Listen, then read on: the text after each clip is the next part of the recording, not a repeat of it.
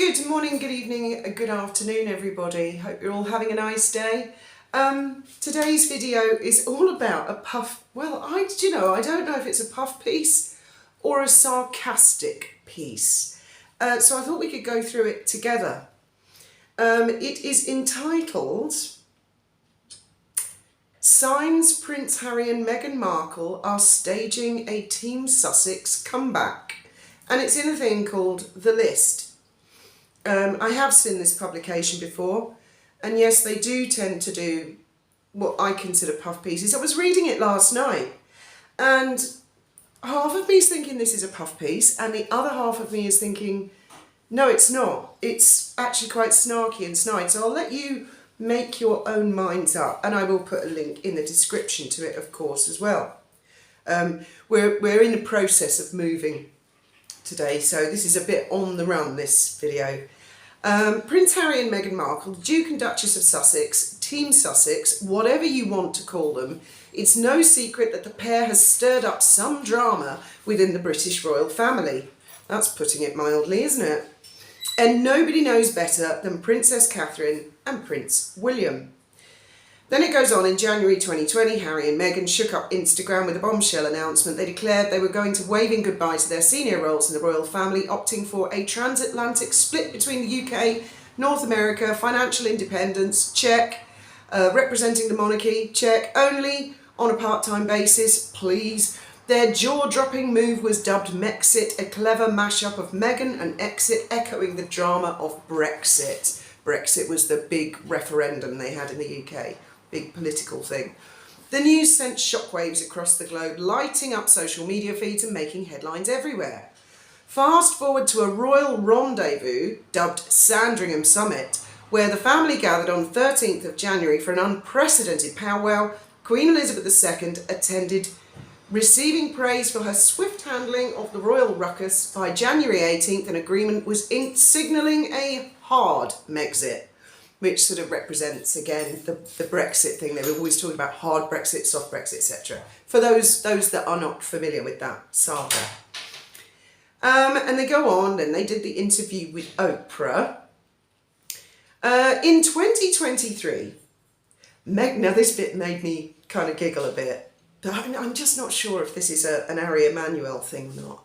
In 2023, Meghan Markle took a step back from the spotlight, sparking a similar frenzy to 2024's Kate Gate. I'm sorry, no. Meghan has never gleaned that level of interest, global interest.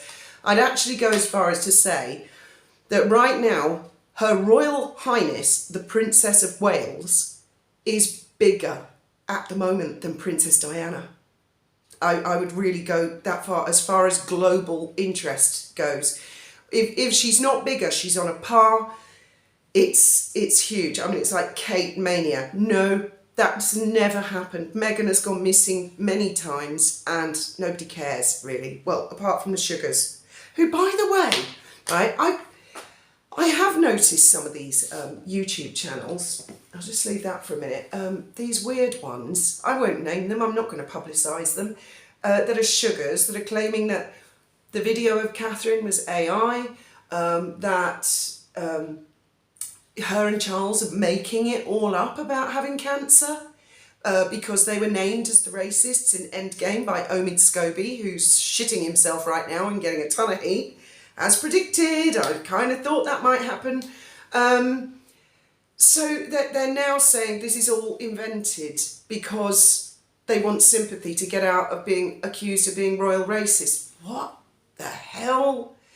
Well, I mean, it is bullying, it is harassment, it is despicable, and it probably shouldn't be allowed. But, I mean, actually, if you go on TikTok, there's even worse stuff on TikTok.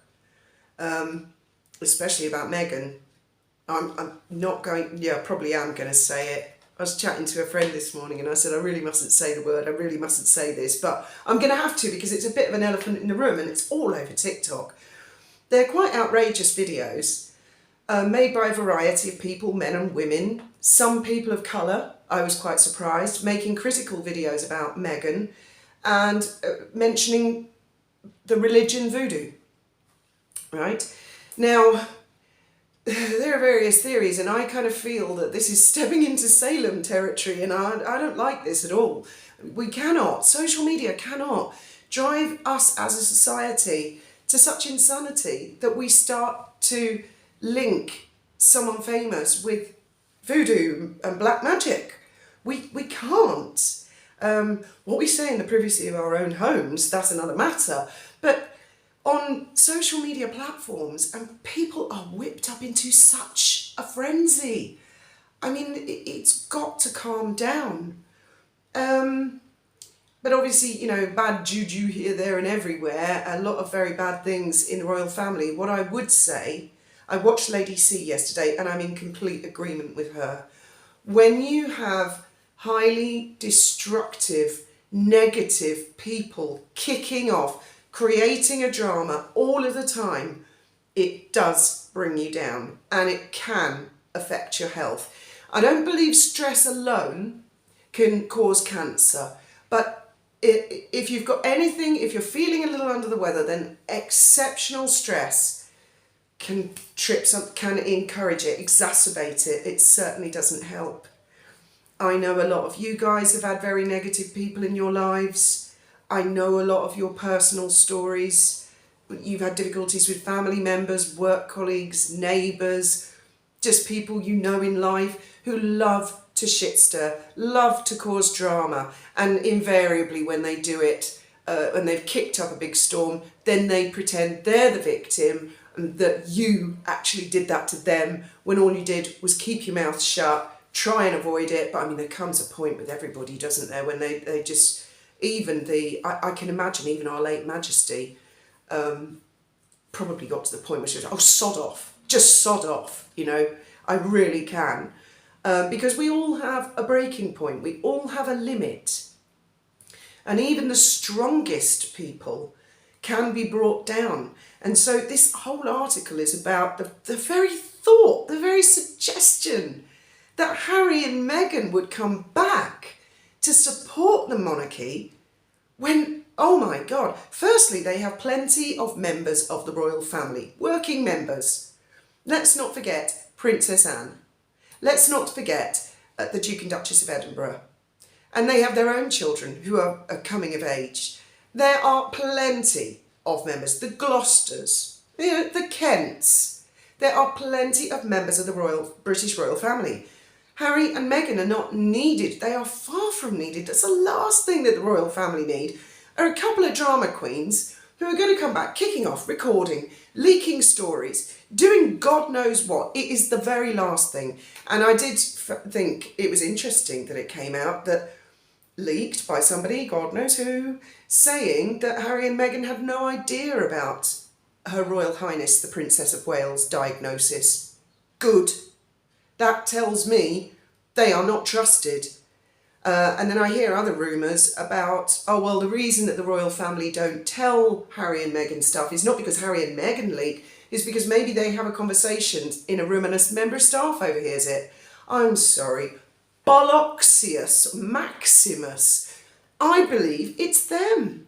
Oh, and their attack dog, Christopher Boozy, who was on their Netflix docuseries. The press are really getting sunk into him. And the thing with that guy is he's loving it. He loves the fame, he loves the notoriety. He's going to rev it up. He's going to rev it up as much as he can. Anyway, yeah, let's get back to this article because it is bizarre. It is bizarre. It's almost like Meghan's PR has told this publication stuff and the publication have printed her bits, but they've also put in their bits. So, when Meghan went missing early last year, it was equivalent of Kategate. Really? No, I don't think so. While Prince Harry was on a media tour promoting his book Spare and dropping all kinds of sordid revelations about what goes on behind the scenes in the House of Windsor, Meghan was nowhere to be found. She was simply laying low to make sure the spotlight stayed on her husband. Or was she working on a secret comeback behind closed doors? The previous year, during the summer of 2022, an Instagram account with Meghan, who cares about that? Nobody cared, so we'll move on. Meghan's relationship with social media has run hot and cold over the years. Has it? has it? Or has it been hot, hot, hot? I don't know. In 2020, she told Fortune she had no desire to be on social media due to addiction and an obsession it creates. However, in 2022 interview with The Cut, she stated, "I'm getting back on Instagram." That's another thing about her. You know, when she talks, I was saying this to Graham this morning. This is going to be a bit longer, by the way, sorry. When she talks, my impersonation of her is actually nothing like her. You know, mine is, "I'm Meghan Markle," you know, dead high pitch. She doesn't actually talk like that. She has a very low controlled voice. And what really, really irritates me is when she lowers her voice to a whisper just as she delivers a bitchy move. I really hate that, because she's on TV, she's got a microphone, it's going to be all over the media, so why is she whispering? And she does things like, "I know, and I just asked, is it just me? Was I the problem? I just had to know." And it irritates me because I think, you know, that's the punchline, that's how she delivers it, in my opinion, from what I've noticed of her. So let's continue. So and I remember that Cut article, and the girl said she lowered her voice and whispered, "Can I tell you a secret? I might be coming back on Instagram." You know, I remember distinctly reading that. While it would be easy to look at the year of 2023 as not so great for the Duke and Duchess, especially with the media criticism of Prince Harry after releasing his tell-all memoir Spare, the couple is ready to move forward. Despite the Sussex's bad press, Meghan Markle has reportedly been offered several lucrative endorsement deals, meaning she stands to make quite a bit of money. Now this bit, you're going to love this bit. This is in quotes for some reason, so I guess someone... Oh yeah, Mark Broadman. "Looking at a potential Hollywood comeback for Harry and Meghan in 2024 with multi-million-dollar deals in place for several book deals, ownership of publication rights to a novel, and besides running Archwell Foundation, the Sussexes are actively shaping their narrative and are certainly not waiting for something to happen," said an entertainment expert. Well, the fact he's had to say they're not waiting for something to happen means nothing's happening. The phone is not ringing. They're not going to sit around waiting for their phone. Despite a slew of bad press, that humiliating South Park episode, Meghan's Spotify deal being cancelled, and even making the Hollywood Reporter's list of the biggest losers of 2023, insiders have told US Weekly that 2024 could be their year of redemption. Really? And that the pair are in high demand with several lucrative offers, including speaking engagements and business collaborations. Again, I call bullshit. The source even claimed that Meghan's team has been constantly turning down offers and that she's highly sought after. There are even reports of Meghan being offered film roles, so who knows? Perhaps we'll see her in the next big blockbuster movie of 2025. Taking a breath, Meghan Markle joined forces with the WME agency in April 2023. So it's nearly been a year and nothing's happened. I don't think that's very impressive. This collaboration came after an array of competitors vied for her representation. So it wasn't just WME, they were the lucky ones that won. The others were vying to represent her. Were they? Indeed. Following her relocation to California with Prince Harry, which was 4 years ago. Meghan's formidable team will include Ari Emanuel, who is currently the CEO of Endeavour, Brad Slater and Jill Summit. I mean, it goes on and on and on. It's the most bizarre article. As I say, I will put a link in the description for all of you to look at. Now, Boozy. Oh my goodness, Boozy's out there attacking the Princess of Wales. And I have looked on Twitter and, I mean, he had to lock comments apparently at one point. Omid Scobie has changed it so that only people he follows can comment. So he's basically not had comments. Well, I haven't looked today, I looked yesterday.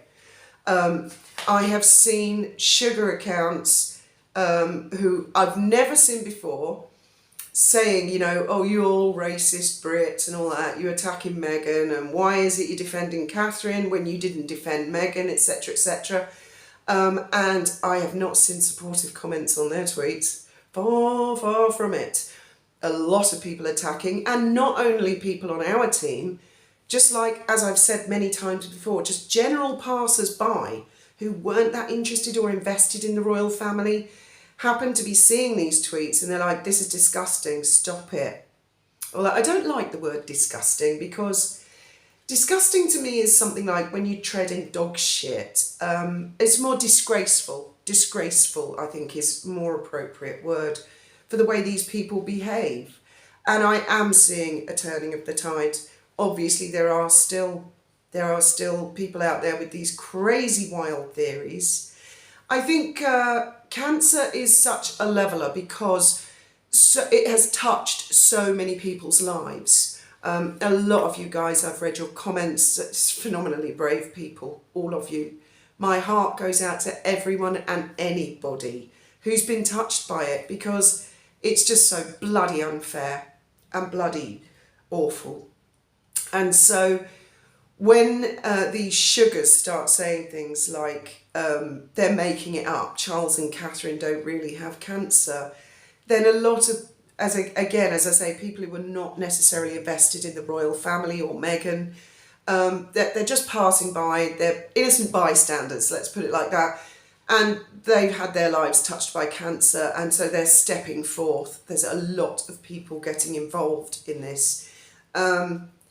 And I see also in the media now Boosie's trying to twist it and say it was the evil British press. Now, yes, some publications played their part, but I mean, actually, guys, let's be fair to the press anywhere. Their job is to report news. Well, news is things people are interested in and talking points. So, in fairness to them, I see that the Daily Mail, I don't know who this guy is, but I saw a TikToker who said some stuff, and the Daily Mail, I think it was the Daily Mail, a journalist actually found out the guy's real identity, so he's getting a lot of heat at the moment. And as I've often said, you know, people don't want to be thought a twat.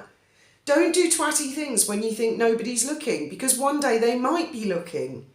I mean, me, you know, I'm Fiona, I'm here, I talk. My thing mostly is talking about the royal family and their public personas, because we've no idea what they're like. I mean, for example, Camilla could be, I don't know, she could be a pool shark, couldn't she? She could be there, absolutely brilliant, playing billiards or something and getting people to put money on the table, and she could be taking all their money. She could be into wild music. We don't know, but they're them as people, which is their private lives.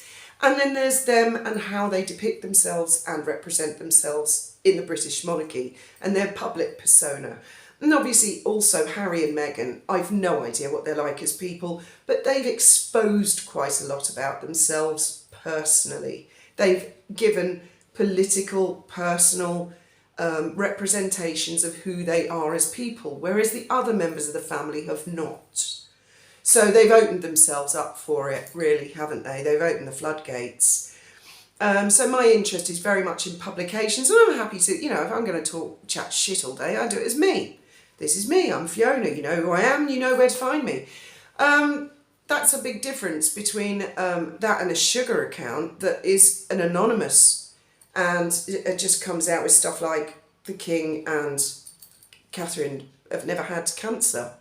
And they're trying to liken it to the pregnancy conspiracy theories, which, let's face it, I mean, whatever was going on there, it's done and dusted. And as far as the majority of the world are concerned, I suppose, you know, they don't care. They've moved on and they're not even thinking about it at the moment. But that's a completely different thing. And I mean, if you don't want to have rumours of pregnancy when it's such a big thing in a line of succession, then, you know, don't fuck around and have a big bumper, small bumper, big bumper, small bump, secrets, conspiracy. I've often said I can't understand Harry particularly, because all of the painful things that Harry has had, a lot of them are allegations about his lineage and his parentage. I'm not even going to say the guy's name, but because Harry happens to have red hair, A lot of people say, you know, Charles is not his dad. To me, it is abundantly obvious Harry is Charles's dad. Take away the hair from both of them and just focus on this part of the face. I've said it before, they're like a carbon copy of each other. Harry is Charles's boy. For me, and the Spencers, Diana and her family, that's where the red hair came from.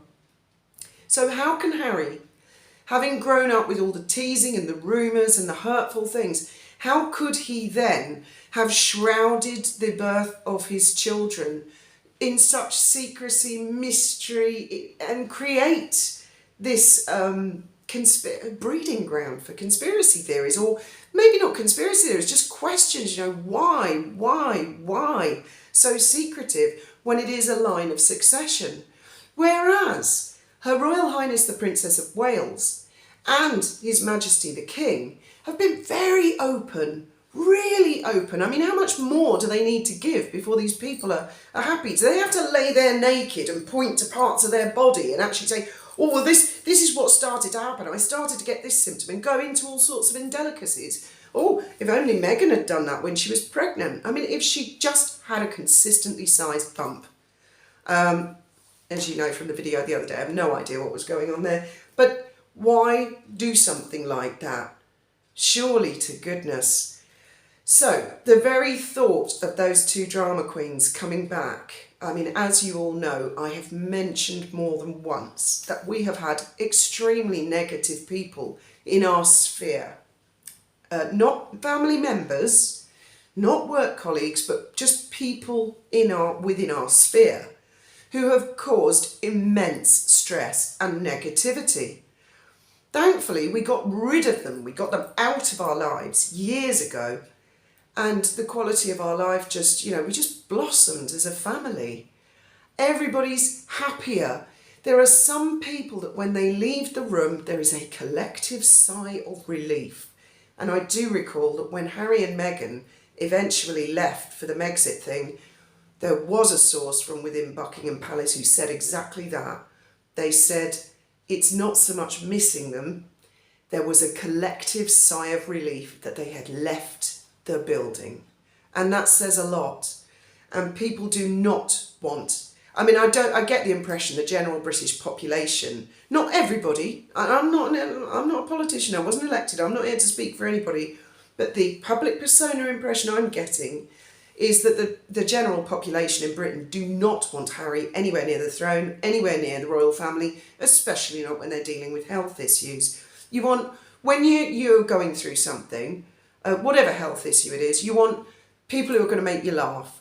You want people who are going to be upbeat. You want people who are going to bring you good news. You want things to look forward to, dates to look forward to. It makes the world a difference. Believe me, it makes the world a difference. I know this is going to sound really odd, but when Graham was doing his chemo last year, I mean, we would make a point of having a laugh while we were in the hospital and chatting and gossiping and just keeping things as upbeat as possible and having things to look forward to. If we had had someone in our lives at that point who was, you know, physically there, bringing us down, bringing us drama, it could have been a very, very different story. So I don't think Harry or Meghan should be anywhere near any member of the royal family. But I do believe they're going to relocate to the UK. You brace yourselves for it. I've seen this coming for months. They will, because they're not getting work. No, she still hasn't managed to get 1 million followers on Instagram. She hasn't even managed to get 600,000. She has not got Hollywood with the phone ringing. There are no more lucrative deals. They've done it. They blew their shotgun. They've got nothing left. They are a pair of talentless, uninteresting people who happen to be related to the King and the future King of England. Apart from that, they don't have anything. I mean, just look at Harry. Look at Harry himself. If you want to talk about voodoo or negativity, Harry Windsor, who I know a lot of people are of the opinion that the palace PR machine made him look better than he was, but please bear with me for a minute, trust me. If you've ever had a real psychotic narcissist anywhere near you, it changes you as a person. And I look back at Harry and he was laughing and he was so close to Catherine and William and their children, and the Queen adored him. Our late Majesty, and he was happy and he had a full head of hair and everything was positive, positive, positive. And then along came Meghan. I am not woman blaming. Imagine if Harry was a girl and it had been a man that had come along. Oh my God, planet Earth would have said, look at this abuse. Now look at Harry. He's lost his hair. He's hunched over. He's stressed. He's a broken man. I mean, for God's sake, Windsor, if you watch this video, look at some videos of yourself years ago. I look at old pictures and videos of me and Graham, and yes, we were younger, but I'm so glad to look at us now and think we don't look, you know, broken, and obviously you end up with the odd wrinkle and the wear and tear when we all encounter these kind of negative idiots in our lives. And they do leave their scars, but I mean, that's what makes you as a person. But then most of us, you've got to be positive, you've got to pull yourself up, and you've got to say, come on, let's get on with it. Life is for the living. It's not for complaining. It's not for wasting time.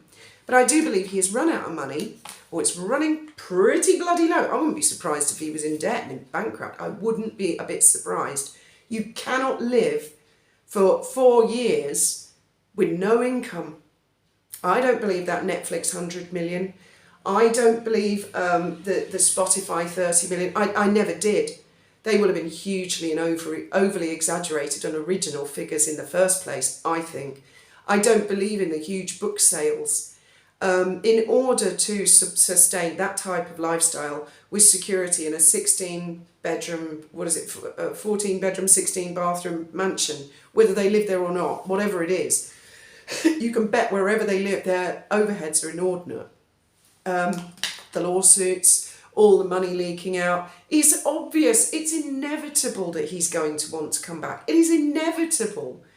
I mean, I can't see how there's anybody out there who can't see it, that they are going to move back to the UK and they are going to do their damnedest to get back in with the Windsors. And I believe the Windsors, it's a firm no. They didn't share the confidential diagnosis of Her Royal Highness, the Princess of Wales, with Harry and Meghan. That's clear. Charles couldn't wait to escape in his helicopter when Harry turned up. Harry's flown all the way across the Atlantic, 11, 12-hour flight. And I do believe it was only about a 12-minute meeting. And then he's off in a helicopter. The Windsors don't want to know. With that family, once you are out, you are out. That's it. That they've proved this time and time again. It is part of their survival skill set. And that's part of why I was astonished when Harry stormed out in a flounce and a tantrum. I thought, you do realise, Windsor, when you're out, you're out. Anyway, as always, I can imagine a lot of you going, Harry, no way, no, you're not coming back. But I mean, he could come and live in the UK. No one can stop him doing that. Meghan can live in the UK. All this exile stuff, I don't think that that's really the case. He's British born. She's married to him. There's a couple of children out there, allegedly. I wouldn't be a bit surprised to see them move back to the UK and they'll put it on and say, oh, we need to help, and pull on the heartstrings and stuff like that, get sympathy. And they'll probably have some supporters out there saying, oh, the meanie Windsors. But I will never forget. And Boozy and all that lot 4 years ago was saying, you British, you're just angry because Harry and Meghan don't want to be in your royal family. So hold them to that. If I'm right and Harry and Meghan start moving back to the UK and try wheedling their way back in, you mark my words, we will all have to stand up and retweet the screenshots from back in the day when the Sugars said they don't want anything to do with the racist British royal family. Never forget that. If they ever get near the throne, ever, which is highly unlikely, that'd be the end of the monarchy. I'd become a Republican overnight. As always, thank you very much for listening.